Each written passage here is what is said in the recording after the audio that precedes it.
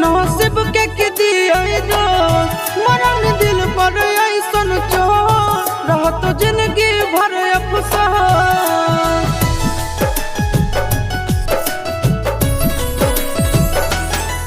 अपने नहायापन होवे नसीब के दिया दोस्त मरन दिल पर ऐसन चोट रहत जिंदगी भर अफसोस।